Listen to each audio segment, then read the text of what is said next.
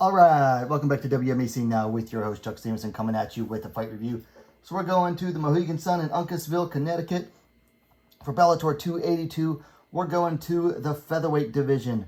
Number 2 ranked Cat Zingano coming in at 12-4, taking on Pam Sorenson coming in at 9-4. I believe Sorenson was ranked at number 6. So number 2 taking on number 6. There's one other fight on this card, but it was just annoying to watch. This was actually the more interesting fight going into it anyway. So we're going to go ahead and talk about it. All right, getting into the first round. Zingano landed a high kick early. Went straight to a double leg takedown after that. Straight into Pam's guard. Some ground and pound by Cat. Opened a cut on Sorenson right above her right eyebrow, on the outside of her right eyebrow. Pam... she was able to posture up. Zingano, however, landed an illegal knee. Fight got stopped. Pam got some recovery time, and Zingano got deducted a point. After they resumed, Cat punched her way to close up. Got an easy single leg. I mean, absolutely easy single leg. And the rest of the round was basically consisted of Cat inside Pam's guard, landing ground and pound, and Sorenson not doing a whole lot about it. So easy first round for Cat Zingano, even with, I mean, I guess you would have to call it a 9-9 with the point deducted. Second round, Cat started off outstriking Pam at range on the feet, set up and landed another high kick, and then got an easy double leg takedown. I'm talking like, this was the easiest double leg takedown I've ever seen anyone land, just about. I mean, there was no setup, nothing. Just easy takedown, no defense whatsoever. Got into Pam's half guard. Cat started landing some ground and pound, some mostly punches. Pam was bleeding. She actually, by this point, she had 2 cuts. She had the one above her right eyebrow, and then there was a vertical cut above her left eyebrow. And she was bleeding pretty profusely from both cuts. They were definitely bleeder cuts.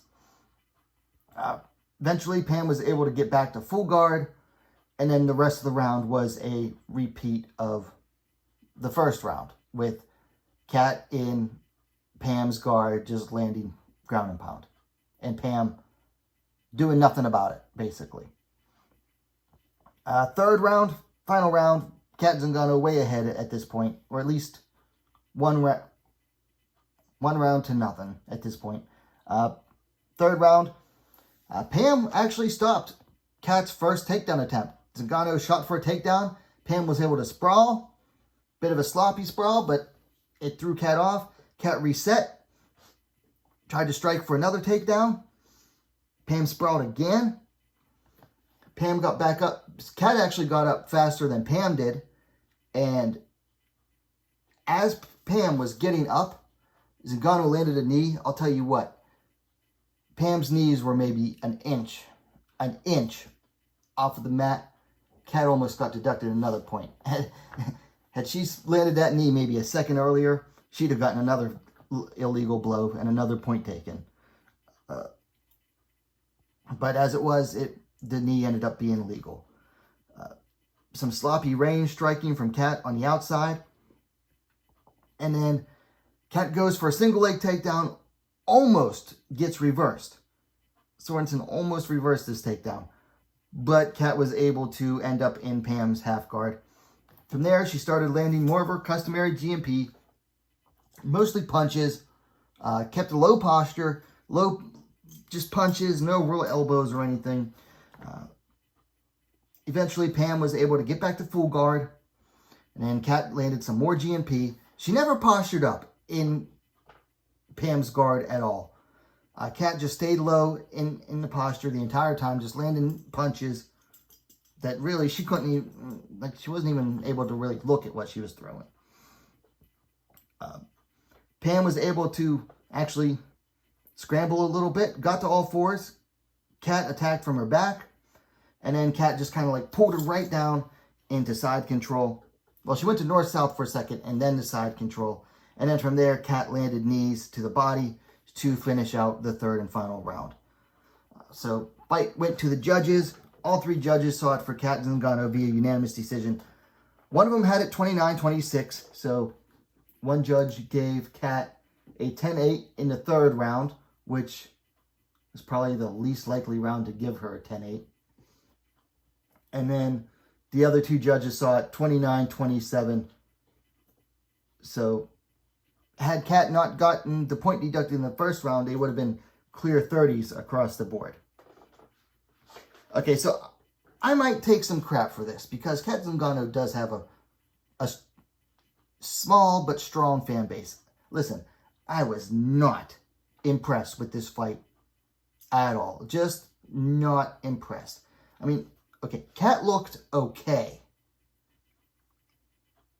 but she looked far from great. And man, she showed some serious holes in her game. I mean, serious holes in her game. And I'm going to talk about that in a second. Okay, let's talk about Pam for a second. Listen, Pam was a step up from Zingano's two previous Bellator opponents in, what was her name? Olivia Parker and I forget the other girl's name. Let me see here.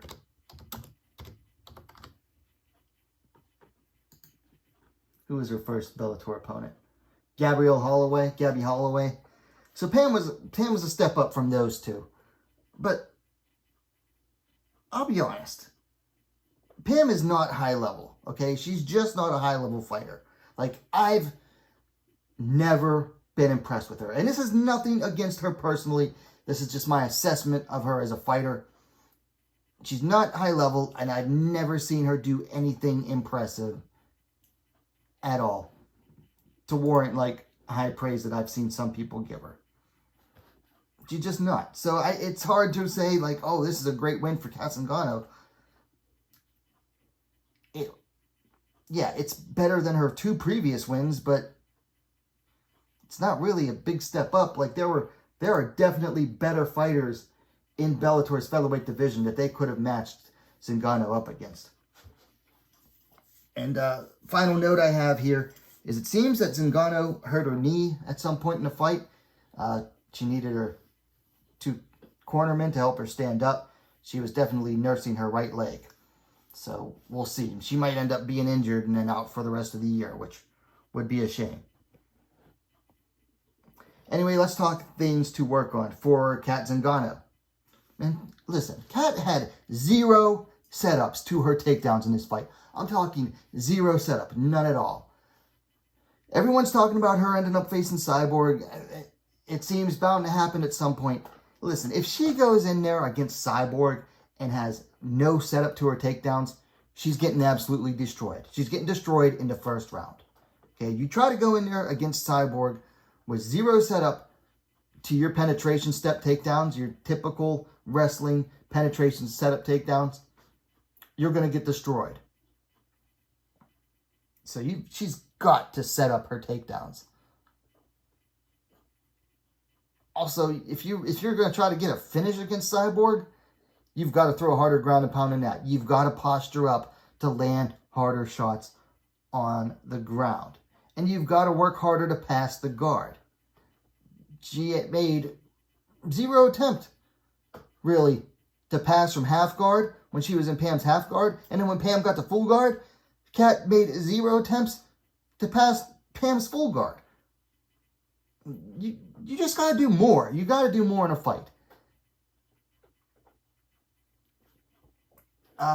For Pam, things for her to work on. Well, for one thing, she showed like almost 0 takedown defense in the first 2 rounds. Well, not almost 0. There was 0 takedown defense in the first 2 rounds. She finally learned, oh, Cat's going to shoot with no setup, so I can just sprawl on her. She finally did that in the 3rd round, twice. But other than that, she had 0 takedown defense.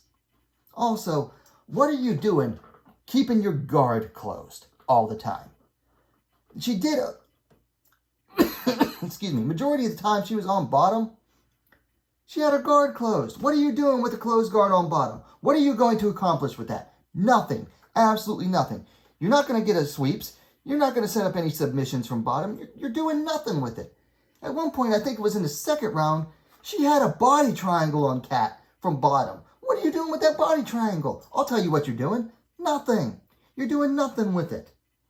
So open up your guard. Try to get some butterfly hooks in. Try to start working on sweeps. Work for submissions from bottom. You can't just lay on bottom with a closed guard getting punched in the face the whole time. You're not going to win a fight that way. That's for darn sure. All right, final section here. Fights to make. Let's stick with Pam Sorenson. Put her in there against Janae Harding. Both of those two love to underimpress, at least in my eyes. And I'm a big Janae Harding fan, but they both come in and end up underperforming. And they both need wins right now. So put her in there with Janae Harding. And frankly, I'm not even sure Pam can beat Janae Harding. For Zingano, obvious fight to make now is Cyborg. I think Bellator was keeping Zingano away from Cyborg in order to build her up on a win streak. And then at that point, then they could put her in against Cyborg. So I think that's the whole reason the Cyborg fight hasn't been made yet.